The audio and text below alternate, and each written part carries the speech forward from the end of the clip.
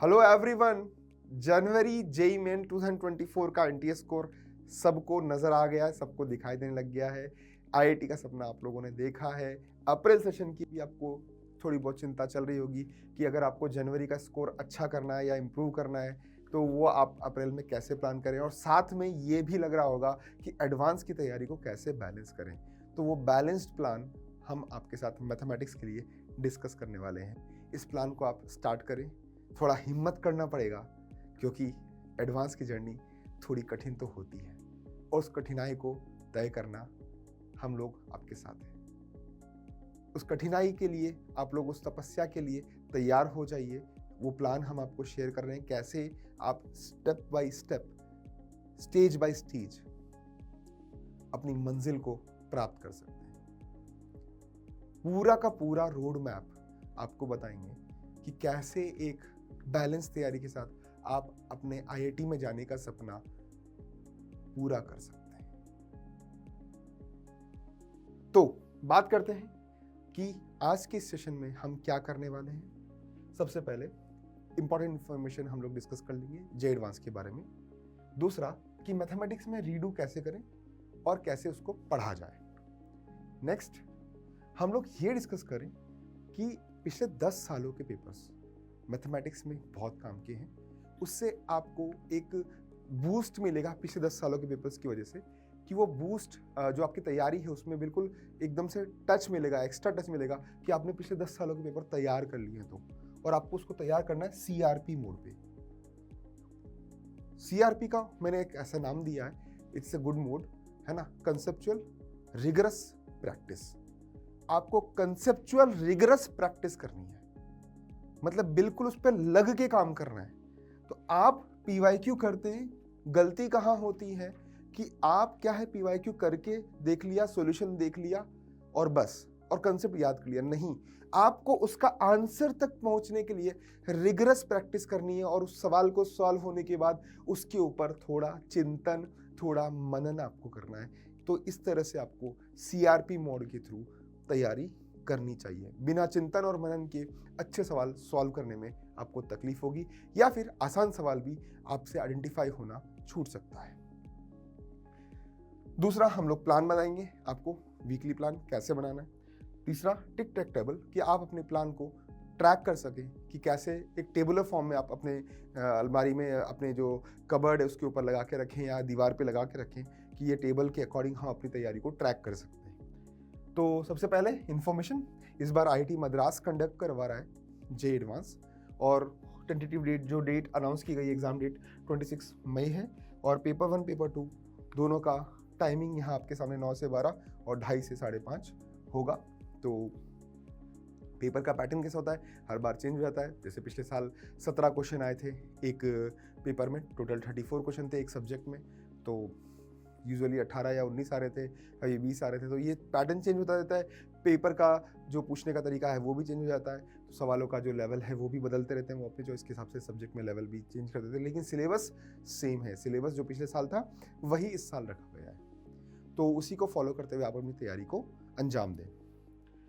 दूसरा, जो चैप्टर का वेटेज है 2021, 22 और 23 में, हम लोग यहाँ ऑब्जर्व कर सकते हैं कि किस चैप्टर से सवाल ज़्यादा पूछे गए हैं। आप यहाँ पर देख सकते हैं कि लगभग सभी चैप्टर से, डिपेंड करता है उनकी चॉइस के ऊपर। सर्कल से यहाँ 21 में 3 पूछ लिए, तो यहाँ पर एक ही पूछा। तो ऐसा कोई फिक्स पैटर्न, रैंडम पैटर्न ऐसा नहीं होता कि एक पर्टिकुलर चैप्टर से ज़्यादा सवाल पूछे गए। डेफिनेट इंटीग्रेशन जरूर कभी कभी वेटेज ज़्यादा ले जाता है, यहाँ पर 6, 3 और 2 सवाल पूछे गए।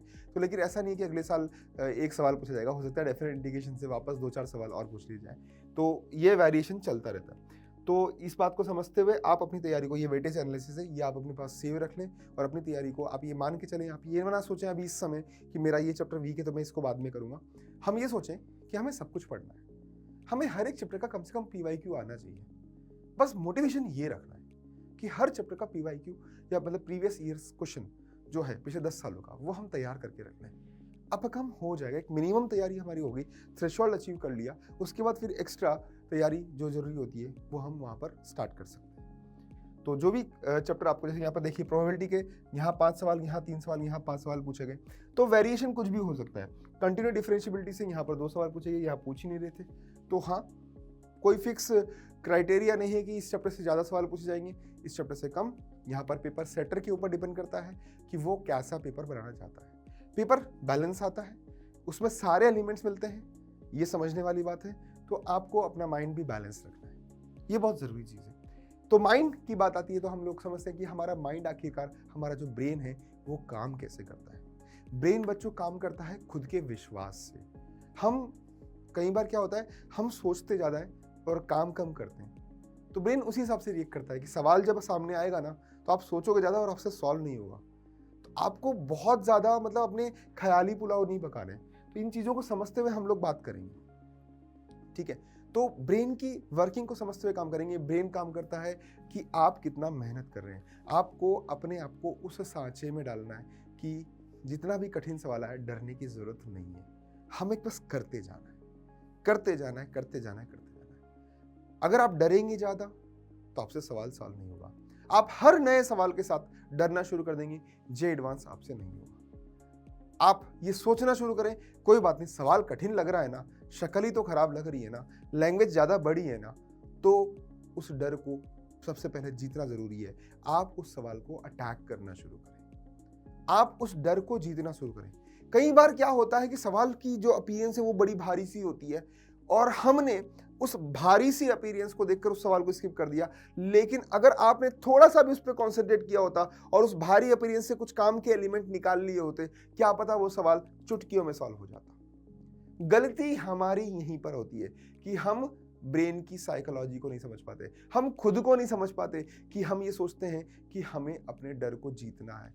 सवाल बड़ा है, हम ये सोचते हैं कि हमारे लिए सवाल जो बड़ा सा सवाल आ रहा है वो बड़ा सा सवाल वाकई में टफ सवाल है। नहीं, हो सकता है कि वो आसान सवाल हो। तो सवालों के हिसाब से अपने आप को प्रैक्टिस करना है, ढालना है, तो अपने ब्रेन को वैसे ही ट्यून करना है। तो एटीट्यूड को पॉजिटिव रखना है, ये बहुत ज़रूरी है। तो अपनी ब्रेन की वर्किंग को पहचानो। ब्रेन वैसे ही काम करता है जैसा आप सोचते हो। आप डरते हो तो ब्रेन एग्जाम में डरेगा। आप लड़ना जानते हो, ब्रेन लड़ना सीख जाएगा। आप जिस सांचे में अपने आप को ढालोगे, अपने दिमाग को ढालोगे, उसी सांचे में वो एग्जाम में आपके लिए परफॉर्म करेगा। तो आप अपने ब्रेन की वर्किंग को सही करो, पॉजिटिव सोचना शुरू करो। सवाल आने के बाद डरने की जगह उस पर अटैक करना शुरू करो। कोई बात नहीं, नहीं हो रहा, लेकिन आपने एफर्ट तो लगाया। सॉल्यूशंस देखो, क्या वाकई में सॉल्यूशंस देखने चाहिए। यहाँ पर बात वही निकल के आती है। हाँ चाहिए भाई, ऑब्वियसली चाहिए, ठीक है, लेकिन कैसे कैसे देखने, मैं समझाता हूँ। केवल सॉल्यूशन देखने से काम नहीं चलेगा। आपको सॉल्यूशन देखने के बाद उसके ऊपर एनालिसिस करना है। अपने ब्रेन को, वो कहते हैं ना ब्रेन स्टॉर्मिंग, ब्रेन में वैचारिक द्वंद्वों की बौछार करनी है ताकि आप उस सवाल से दोस्ती हो जाए। जो सवाल आपको डरा रहा था उससे आपकी दोस्ती हो जाए। तो ये बहुत जरूरी है। अगर कोई टफ सवाल आपके सामने आ रहा है, आप उसके साथ फाइट करके उससे निकल जाएं तो वो आपके साथ परमानेंट सेटल हो जाएगा। तो ये उस हाउ का जवाब है जो मैं देना चाहता हूं कि आप डरने की जगह उससे फाइट करना सीखें। जब आपने फाइट करना सीख लिया ना तो आप खेलना शुरू कर दोगे। 2-5 दिन 10 दिन अगर आपने रोज फाइट कर रहे हो, कब तक आप हारोगे? 10 दिन बाद आप जीतना शुरू कर दोगे। ये एटीट्यूड आपके अंदर आना चाहिए। यही ब्रेन की प्रक्रिया है, ऐसे ही ब्रेन काम करता है। आप जिस सांचे में ढालोगे वही सांचे में आपका सोच ढलता चला जाएगा। अच्छा सोचोगे अच्छा होता जाएगा, बुरा सोचोगे बुरा होता जाएगा। तो नेगेटिव थॉट्स हटा दो अपने दिमाग से। बस ये सोचो कि कठिन है ना, टफ है ना, कोई बात नहीं, तुम्हारे अकेले के लिए टफ नहीं है, सबके लिए टफ है। जो इन टफ से लड़ लेता है वो जीत लेता है। तो नेगेटिव थॉट्स हटा दो। सॉल्यूशंस देखकर भी अपने ब्रेन को आप सपोर्ट कर सकते हो वर्किंग में। हाँ, ये कोशिश करो कि जो सॉल्यूशन देख रहे हो वो आपके पास, आपके ब्रेन में सेटल होता जाए, ताकि आपको 10-15 दिन बाद ज़्यादा सॉल्यूशंस देखने की जरूरत ना पड़े। अगर आपको ऐसा लग रहा है कि आपको ज़्यादा सॉल्यूशन देखने की जरूरत नहीं है, आपके क्वेश्चन सॉल्व होते जा रहे हैं, मतलब आपने अपने आप की वर्किंग से ब्रेन को ट्यून कर लिया है। हो सकता है 10 दिन बाद किसी को ट्यून होगा, किसी का 20 दिन बाद होगा। तो वो ट्यूनिंग के लिए ही मैं आज ये सेमिनार ले रहा हूँ, आज ये सेशन ले रहा हूँ, आज ये वीडियो आप यूट्यूब पर देख रहे हैं। उसका रीज़न यही है कि वो ट्यूनिंग इंपॉर्टेंट है, वो फाइन ट्यूनिंग ब्रेन की इंपॉर्टेंट है। कि वो ट्यूनिंग करने में किसको कितना टाइम लग जाए पता नहीं, तो मैं क्यों ना बच्चों को बता दूँ राइट टाइम पर, राइट मोमेंट पर। क्या पता कोई बच्चा इस सेशन को देखकर अपने आप को जागृत कर ले और वो अपने सपने को पूरा कर ले। सबसे पहला है ब्रेन को ट्यून करो, कोई फर्क नहीं पड़ता आपको आप अभी तक कहाँ थे, ये सोचो कि आपको कहाँ जाना है। और केवल बातों से काम नहीं चलना है, आपको मेहनत तो करनी है, रोज 12 घंटे पढ़ना है। 12 घंटे ज़्यादा पढ़ने की जरूरत नहीं होती, लेकिन 12-14 घंटे ज़्यादा यूजुअली सही होता है। तो 12 घंटे आप मैनेज कर सकते हो, जितना मैनेज करो, 12 घंटा, 10 घंटा, 8 घंटा, जितना मैनेज कर सकते हो उसको इस तरह से ट्यून करो ब्रेन को कि हाँ मैंने जो किया है वो परमानेंटली मेमोरी में सेव हो गया है।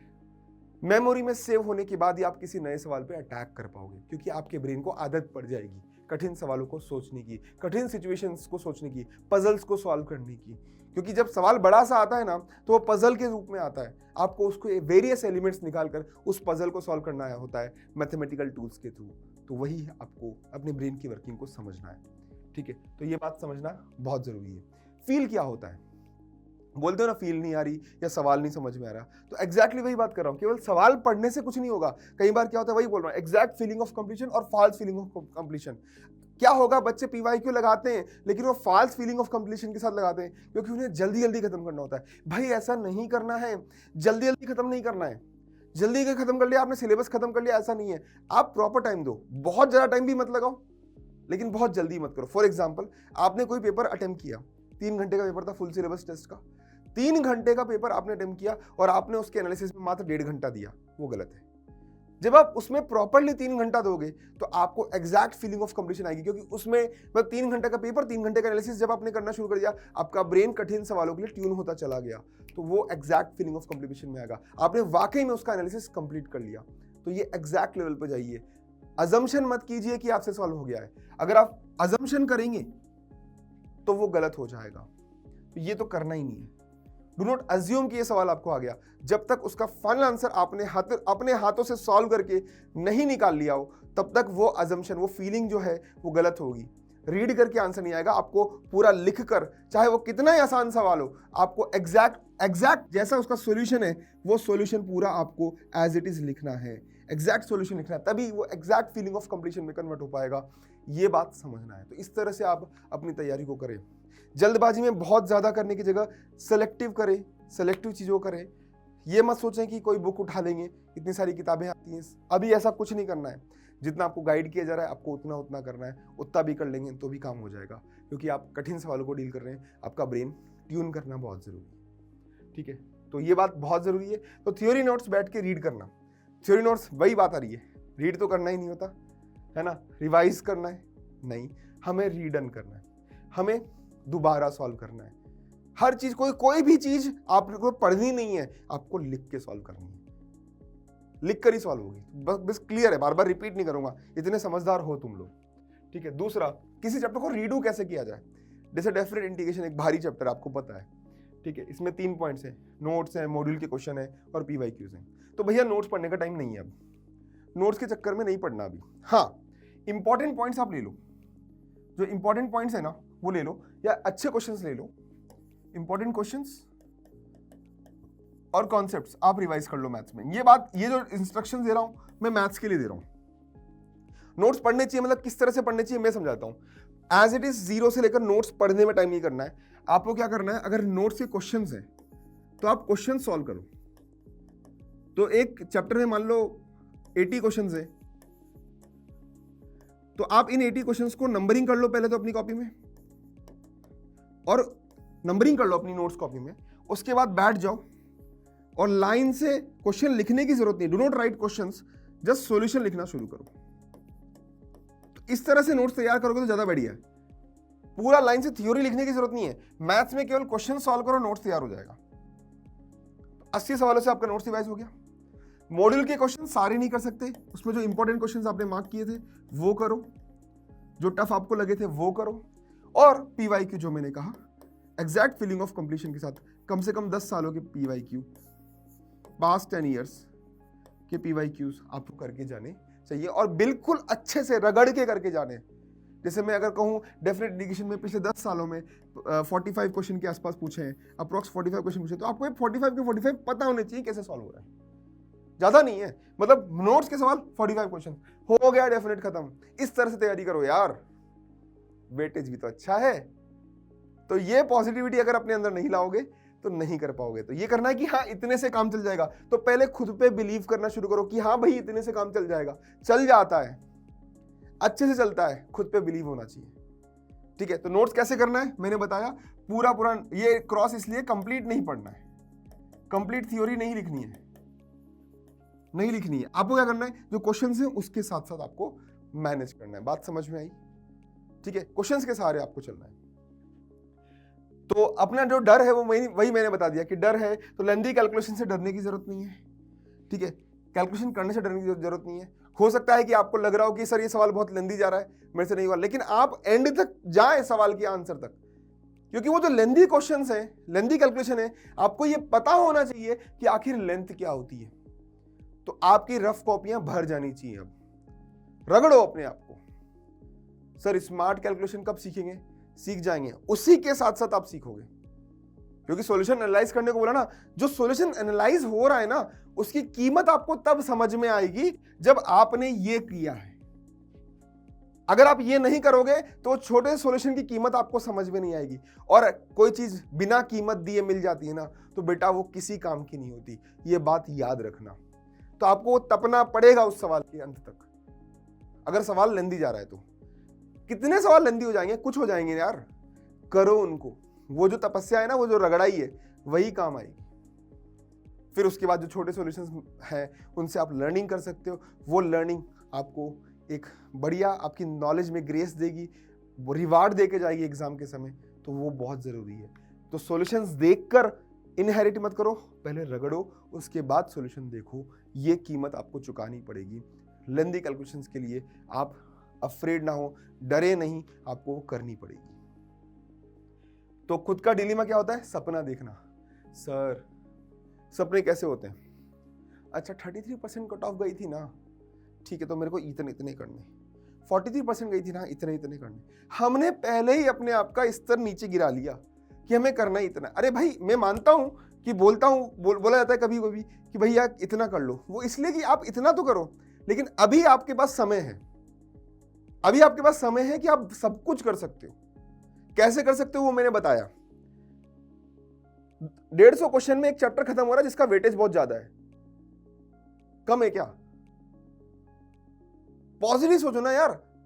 150 क्वेश्चन में एक चैप्टर खत्म हो रहा है जिसका वेटेज है 4 से 5 सवाल। तो आप सब कुछ करने की कोशिश करो। अपना एटीट्यूड ये समझो कि आपको करना सब कुछ है।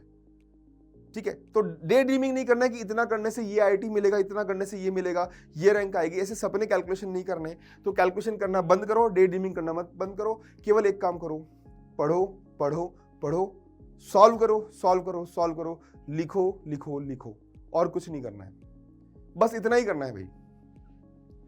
तो यही अपने अंदर द्वंद होते हैं, चलते रहते हैं, जजमेंटल हो जाते हैं कि सर वो लड़का तो ऐसा है, वो तो ये कर रहा है, मैं ये कर रहा हूँ, वो ये कर रहा है तो उसका तो हो जाएगा, वो ज़्यादा पढ़ रहा है, वो मोटी मोटी किताबें पढ़ रहा है, मैं तो इतना ही कर रहा हूँ, नहीं हो रहा है।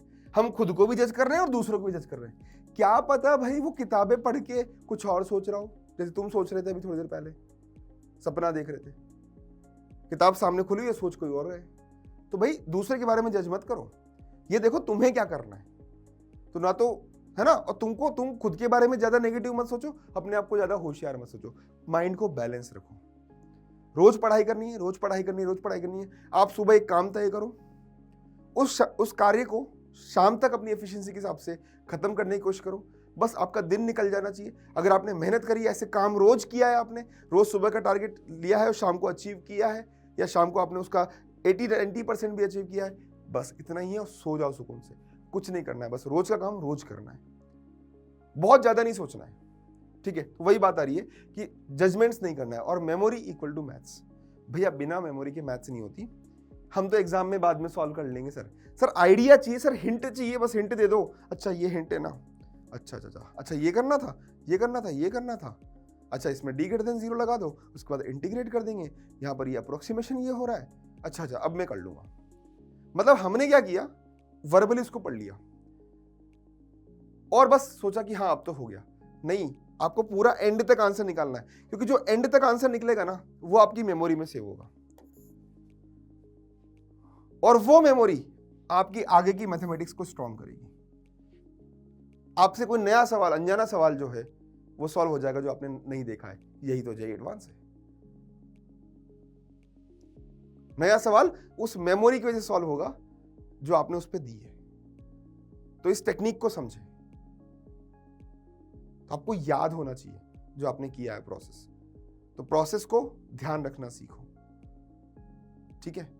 ध्यान रखना पड़ेगा, तभी आप नए सवाल पर अटैक कर पाओगे। बैकलॉग क्या होता है? सर मेरा इस चैप्टर में बैकलॉग है, मेरे को सीक्वेंस नहीं आता, मेरा बाइनोमियल अटका हुआ है। अरे कुछ ना होता, अब समय खत्म हो गया, अब ये सब नहीं रोना है। बैठो, सवाल लगाओ, अटकोगे, बताए ना, सॉल्यूशन देख के खुद पे रिसर्च करो। 5-7 सवालों में ब्रेन काम करना शुरू हो जाएगा, बैकलॉग खत्म हो जाएगा। बैकलॉग एक केकड़ा है, मतलब क्रैब है जो आपको पकड़ के नीचे खींचता है। नहीं, तेरा बैकलॉग है, तेरा आईआईटी में नहीं होगा, पकड़ के नीचे खींचता है। बैकलॉग ये है, वो केकड़ा है जो एक अच्छे बच्चे को भी कमजोर कर सकता है, जिसकी तैयारी बहुत अच्छी चल रही है, बस उसको ये बता दो कोई, बेटा तेने पीएनसी नहीं पढ़ी ना, तेरा आईआईटी में नहीं होगा। उसके सारे चैप्टर स्ट्रॉन्ग है, बेटा तेने पीएनसी नहीं पढ़ी ना, तेरा प्रोबेबिलिटी नहीं होगा, पीएनसी नहीं होगा, 5 क्वेश्चन तो इन्हीं से आएंगे, नहीं होगा। अरे भाई, बाकी सब में वो फोड़ के आएगा। उन 5 की वजह से अगर बाकी सवाल गलत कर दिए, उसका रैंक है तो खराब हो जाएगी, वो नेगेटिव सेंस में चला जा सकता है। तो बैकलॉग केकड़ा है, समझे मेरी बात को? तो इसको अपने ऊपर हावी मत होने दो। मैं तो बोल ही रहा हूं कि सारे चैप्टर्स करो, ठीक है, करना ही पड़ेगा ताकि ये हावी ना हो।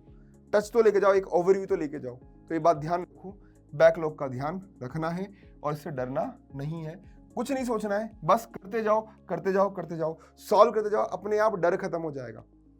वो कहते हैं ना कि मतलब इतना हमने तपस्या करी है कि अब किसी सवाल से डर ही नहीं लगता, इतनी मार खाई है कि अब मार से डर नहीं लगता। तो अब सवाल भी आपको ऐसे ही पीटते हैं, आपके ब्रेन को ऐसे ही पिटाई करते हैं सवाल भी आपकी ब्रेन की।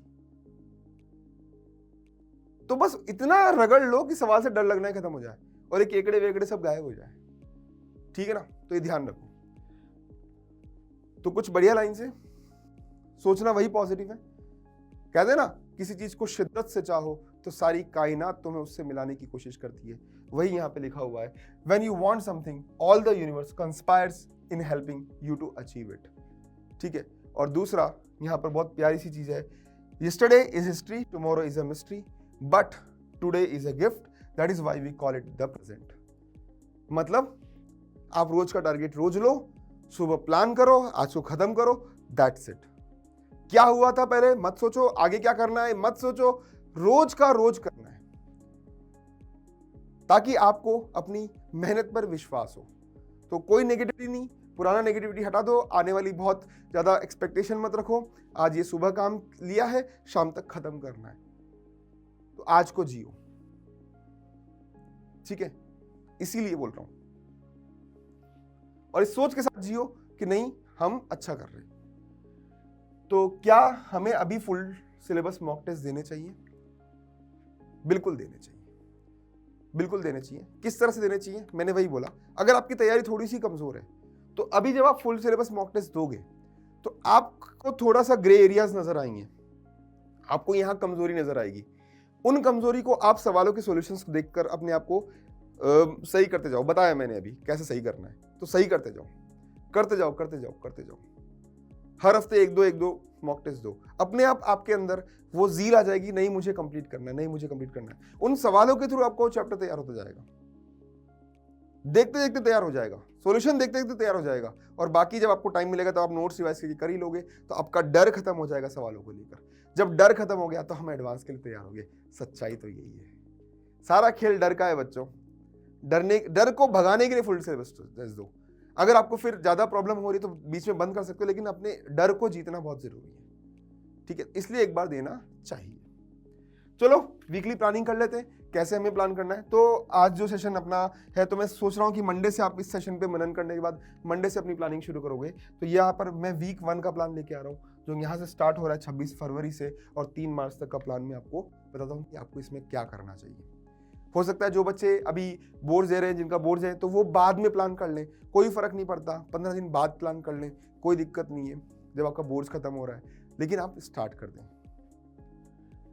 तो चैप्टर 4 क्लास 11th, ये चैप्टर से आप स्टार्ट करें, बाइनोमियल थ्योरम से स्टार्ट करें। हाँ, काफी बच्चों को नहीं आती ना, इसीलिए तो डर को जीतना जरूरी है। स्टार्ट करो, कैसे भी स्टार्ट करो, जेईई मेन के क्वेश्चन से स्टार्ट करो, एडवांस तक लेके जाओ। नोट से स्टार्ट करो, पीवाईक्यू से एडवांस तक लेके जाओ। अपने डर को जीतो, अच्छे सवाल करो, हो जाएगा। Same quadratic equation, sequence and progression और स्टैटिस्टिक्स एडवांस में आता है। तो स्टैटिस्टिक्स में कौन से प्रॉब्लम्स करने, जो जेईई मेन में अच्छी प्रॉब्लम्स आई है वैसी प्रॉब्लम एडवांस में आ सकती है, वो कर लो, अपने आप बैलेंस हो जाएगा। दूसरा, क्लास 12 के चैप्टर्स जो आपको पिक करने चाहिए इस समय, मेथड ऑफ डिफरेंशिएशन मतलब डिफरेंशिएट करना, और एप्लीकेशन ऑफ डेरिवेटिव। फंक्शन से स्टार्ट नहीं करते बेटा पढ़ाई, यही तो खास बात है, यही तो खास बात है। रिवीजन ऐसे स्टार्ट नहीं किया जाता, आप ऐसे स्टार्ट करो, ढंग के चैप्टर लो। ठीक है, क्या करना है, एक दिन में एक चैप्टर करना है। कैसे करना है मैंने अभी बताया है ना, उसके हिसाब से प्लान कर लो, कोई दिक्कत नहीं है। नोट्स उठाओ, पीवाईक्यू उठाओ और खत्म करो। ठीक है, तो आराम से हो सकता है। तो you can do this, positive सोचो। दूसरा, वीक 2 ये रहा आपका जो शुरू हो रहा है 4 मार्च से 10 मार्च तक। और कर सकते हो, ऐसा मत सोचो सर एक दिन में एक चैप्टर कैसे होगा। करना है, मतलब करना है, उसमें पॉजिटिविटी लेके आनी, करना है। कोशिश करो 50 सवाल के अंदर चैप्टर खत्म करना है, तो 50 सवाल छांट लो। नोट्स के आसान सवाल क्यों करते हो, कठिन सवाल उठाओ, उल्टे से शुरू करो नोट्स। क्यों नहीं होगा, क्यों बेसिक से शुरू करो। हो गया बेसिक, हो गया जेईई मेन, निकल गया। ठीक है, 10 अच्छे प्रॉब्लम 50 आसान प्रॉब्लम के बराबर होते, वहां से स्टार्ट कर सकते हो। तो क्लास 11 के चैप्टर वीक 2 में आप उठा लो। कोऑर्डिनेट शुरू करते हैं, स्ट्रेट लाइन, और यहाँ पर इंटीग्रेशन आप कर सकते हो। इंटीग्रल कैलकुलस कवर करो, तो हाँ इसमें टाइम लगता है, तो स्ट्रेट लाइन थोड़ा सा कंपेरेटिवली इजी चैप्टर है, तो उसके काम की चीज़ कर लो, फैमिली ऑफ स्ट्रेट लाइन वगैरह इस तरह की चीज़ें कर लो। समझ में आई मेरी बात, जिसके सवाल आते हैं, या फिर कुछ फॉर्मुलेस देख लो तो वहाँ से रिवाइज हो जाएंगे। बहुत आसान सवाल करके टाइम वेस्ट करने की जरूरत नहीं है। जो अच्छे सवाल आपको नोट्स में लगे थे वो नोट्स के सवाल कर लो, सारे मत करो, तो वो सेलेक्टिव सवाल कर लो और फिर पीवाईक्यू आप कर सकते हो। ठीक है, बाद में इंडेफिनिट और डेफिनेट और डिफरेंशियल और एरिया पे ध्यान दो। इस वीक में इनका वेटेज काफ़ी ज़्यादा होता है, इनसे काफ़ी सारे सवाल आते हैं। मतलब इनफैक्ट ये इंटीग्रल कैलकुलस लगभग मैथ्स का कट ऑफ तो क्लियर करा ही देता है, मैथ्स में जो मिनिमम मार्क्स चाहिए होते हैं, तो इस पे भी ध्यान दो। तो हाँ दे सकते हैं अपन, पूरा हफ्ता इसमें डेडिकेट करो, हो जाएगा। कैसे होगा ये मत सोचो, सर टफ लगता है ये मत सोचो, स्टार्ट करो, करते करते हो जाएगा। हम उसको देखने शुरू करते हैं और इंटीग्रेशन को सांप बोल देते हैं और इसको देख के बंद कर देते हैं, ऐसा नहीं करना है, स्टार्ट करो। आसान सवाल में टाइम वेस्ट मत करना। मतलब बच्चे क्या करते हैं, इंडेफिनिट शुरू किया, सर मैं सारे सवाल लगा रहा हूँ नोट्स के, सर ये सवाल भी आया था, चलो मैं सॉल्व कर रहा हूँ, ऐसे नहीं करना है।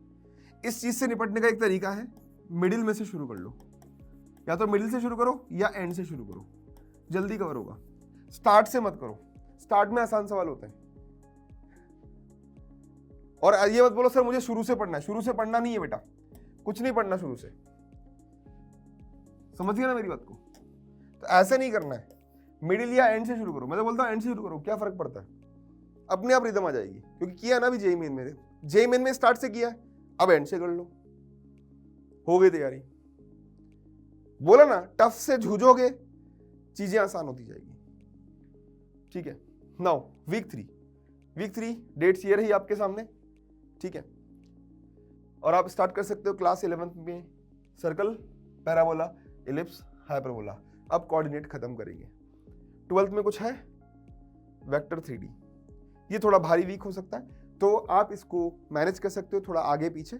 मैं एक टेंटेटिव प्लान दे रहा हूँ, आप इसको फॉलो करने की कोशिश कर सकते हो। तो इसमें बहुत ज़्यादा आता नहीं है, पैटर्न लगभग सेम है इसमें सवालों का, लेकिन सवाल में ट्विस्टिंग बड़ी ज़ोरदार होती है, इसलिए टफ होता है। तो सेम पैटर्न को पकड़ने के लिए आपको कंसेप्ट्स आपको लगभग सारे पता है। वही मैंने बोला, नोट्स के टफ सवाल लगा लो, और साथ में जो प्रीवियस ईयर क्वेश्चंस हैं उसके लैंग्वेज का आइडिया ले लो, क्योंकि इसमें लैंग्वेज बेस्ड सवाल आते हैं। लैंग्वेज समझ में आ गई, डेटा लिंक हो गया, जो पढ़ा है वो पढ़ाई लिंक हो गई, बस क्वेश्चन सॉल्व हो गया।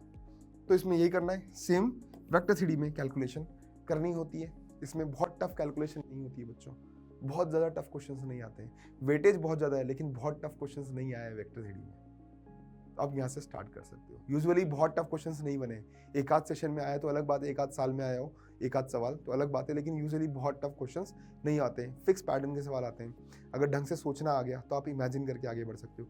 तो ये पूरा वीक आपका कोऑर्डिनेट और 3D पर है, पूरा वीक इमेजिनेशन की पावर को आपको बढ़ा देगा। लग जाओ और हो जाएगा। ठीक है, नेक्स्ट वीक 4 18 मार्च से 23 मार्च तक, संडे भी यहाँ पर इंक्लूड कर लो, और इसमें आपको करना चाहिए परमुटेशन कॉम्बिनेशन, और इधर करो लिमिट, कंटिन्यूटी, डिफरेंशिएबिलिटी और प्रोबेबिलिटी, साथ साथ निपट जाएगा।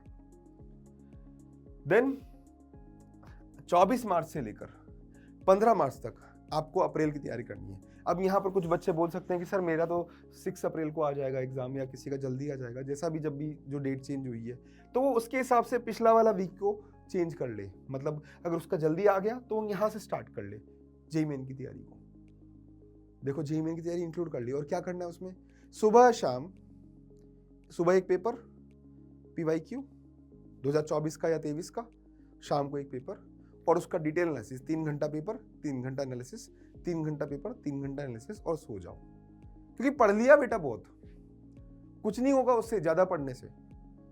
ठीक है, इस तरह से आप कर सकते हो। बाकी फिजिक्स केमिस्ट्री में अगर आपको कुछ नोट्स रिवाइज करने हैं उस तरह से कर सकते हो। तो ये एक सजेशन होता है, बच्चों को जो सूट होता है उसके हिसाब से कर सकते हो। तो इन समय आप क्या करोगे, ऑब्वियसली मॉक टेस्ट देते हो, तो कैसे करने, मॉक टेस्ट देने का तरीका होता है। बच्चे वही बात बोला ना, 3 घंटा मॉक टेस्ट दिया, 1.5 घंटे में आंसर की चेक करी, और जो देख लिया कि कौन कौन से क्वेश्चन गलत हुए, अच्छा इस तरह से गलत हुए, उनके मार्क्स बढ़ते नहीं है। वो इसलिए नहीं बढ़ते क्योंकि वो 1.5 घंटा देते हैं एनालिसिस में, वो 3 घंटा देने लग जाएंगे, मार्क्स बढ़ने लग जाएंगे, ग्राफ इंक्रीज हो जाएगा।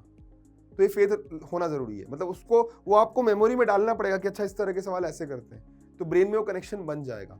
एक बार ब्रेन की वर्किंग को पहचान लिया फिर आप क्रैक कर लोगे। तो ये होता है, क्योंकि आसान पेपर आया था अभी 27 जनवरी को, है ना, बच्चों के स्कोर एकदम से इम्बैलेंस हो गया, है ना, तो वो चीज़ समझना बहुत जरूरी है। तो आसान पेपर में हमें अपनी एक्यूरेसी और स्पीड को मेंटेन करना है, टफ पेपर में हमें अपनी एक्यूरेसी को मेंटेन करना है। तो दोनों का बैलेंस बनाना जरूरी है। तो प्रैक्टिस हर तरह से होना जरूरी है कि कैसी बॉल आने वाली है हमें नहीं पता है, तो उस बॉल को प्ले करने के लिए कैसा हमें बैट को कैसे घुमाना है, इसके लिए आपको मॉक टेस्ट देना पड़ेगा। और PYQ से अच्छे मॉक टेस्ट नहीं होते। नेक्स्ट, जैसे जेईई मेन सेशन खत्म हो, आप स्टार्ट कर दें 16 अप्रैल से अपनी प्रिपरेशन, और अगले वीक में आप प्लान करें TRI, TE और मैट्रिक्स और डिटरमिनेंट। थोड़ा हल्का सा वीक होगा, थोड़ा लाइटर वीक है। क्यों लाइटर वीक है, पिछला वाला वीक जो था हैवी था, कुछ वहां से बैकलॉग जनरेट हो गया, वो यहाँ ले आना बेटा। बोला ना बैकलॉग क्रैब है, उसके बारे में सोचते रहोगे, फंसे रहोगे, उस क्रैब से दूर रहो, सोचो मत, आगे ट्रांसफर कर दो। ठीक है, उसके बाद हमारा नेक्स्ट वीक है वीक 6, 23 अप्रैल से 30 अप्रैल तक। और यहाँ आप देख सकते हो सॉल्यूशन ऑफ ट्रायंगल सिलेबस से हट गया है, लेकिन 10-15 सवाल PYQ लगा लेना, 15 क्वेश्चंस PYQ लगा लेना, क्योंकि पिछले साल भी मैंने सेशन में बोला था कि आ सकता है, और 2 सवाल आए थे, हो सकता है इस साल ना आए, तो देखा जाएगा। ठीक है, तो जो 15 क्वेश्चंस PYQ के उतने से लगा लेना और बंद कर देना, ज़्यादा मत सोचना। बाकी सेट्स और लॉगरिथम से अच्छे सवाल आएंगे। सेट्स में वो सवाल लगाओ जो जेईई मेन में पूछे गए हैं, PNC बेस्ड सवाल जो होते हैं वो सारे प्रैक्टिस करो। सेम रिलेशन में भी आपको वैसा ही करना पड़ेगा। तो इसमें जेईई मेन के जो PNC बेस्ड सवाल हैं वो रिपीट करो। तो जेईई मेन क्वेश्चंस जो है वो रिपीट करो, क्योंकि रिलेशन में जेईई मेन में भी अच्छे सवाल पूछे गए हैं, टफ सवाल पूछे गए हैं, तो उनको रिपीट करके कंसेप्ट स्ट्रॉन्ग कर लो। नेक्स्ट, फंक्शन और ITF स्मूथ चैप्टर है, हो जाएंगे, तो आप करने की कोशिश करोगे, हो जाएंगे। इसमें सवालों की ट्विस्टिंग अच्छी होती है, उन ट्विस्टिंग को समझना है। लॉगरिथम फंडामेंटल चैप्टर है, तो ये भी लाइटर वीक है कंपैरेटिवली। तो जो बैकलॉग पिछले वीक में जनरेट होगा वो आगे ट्रांसफर कर लेना बेटा अपनी एफिशिएंसी के अनुसार, टेंशन मत लेना। आपका लगभग सारे चैप्टर खत्म हो गए, एक भौकाली चैप्टर बचता है कॉम्प्लेक्स नंबर, आप चाहो तो यहाँ कर सकते, क्योंकि लाइटर चैप्टर थे, यहाँ भौकाली चैप्टर बनता है कॉम्प्लेक्स नंबर। तैयारी हो गई है अब 1 महीना प्रैक्टिस करने के बाद, वही बोल रहा हूँ मैं, और यही तरीका है तैयारी करने का। अब यहाँ पर टिक ट्रैक टेबल है, मतलब आपने अपनी तैयारी कैसे करी है इसको ट्रैक करने के लिए है। जैसे डेफिनेट इंडिकेशन में हमने नोट्स कर लिए क्या, जो नोट्स के अच्छे सवाल थे वो कर लिए क्या, टिक कर दो, अच्छा लगेगा। Practice questions for JEE advance जहाँ से भी मिले हमने कर लिए क्या, हमने 50 क्वेश्चन प्लान किए या 100 क्वेश्चन प्लान किए, कर लिए क्या, हाँ कर लिए। नोट्स के 100 क्वेश्चन कर लिए क्या, 200 सवालों का जखीरा कर लिया क्या, इसमें हमें 50 क्वेश्चन और करने, नीड मोर 50, तो रिमार्क डाल के छोड़ दो। इस तरह से आप सोचो, ऐसे करके आप बोल दो ज़्यादा कुछ नहीं है, 200 सवाल प्रैक्टिस करने के बाद वैसे ब्रेन बढ़िया काम करेगा, तो ये चैप्टर तैयार हो गया है, ऐसा कुछ रिमार्क डाल दो। यहाँ पर रिवाइज एक रिमार्क लिख दो, revise some questions, question number वगैरह वगैरह, तो ऐसा नोट डाल दो, तो यहाँ पर डबल टिक रहेगा। तो जितने ज़्यादा डबल टिक आपको दिखते जाएंगे, बताओ आपका कॉन्फिडेंस बूस्ट हो गया कि नहीं हुआ। एकदम आपका कॉन्फिडेंस पूरी तरह से बूस्ट हो जाएगा। यही अपन को करना है, ठीक है? तो ये बात समझो, है ना? तो हर चीज प्लान करो, ठीक है? बाकी हर हफ्ते आप एक आध फुल सिलेबस टेस्ट देते रहो, डर खत्म होता जाएगा और आपको अच्छा लगेगा। अब बचते हैं बाकी के हफ्ते, क्या करना है इनमें?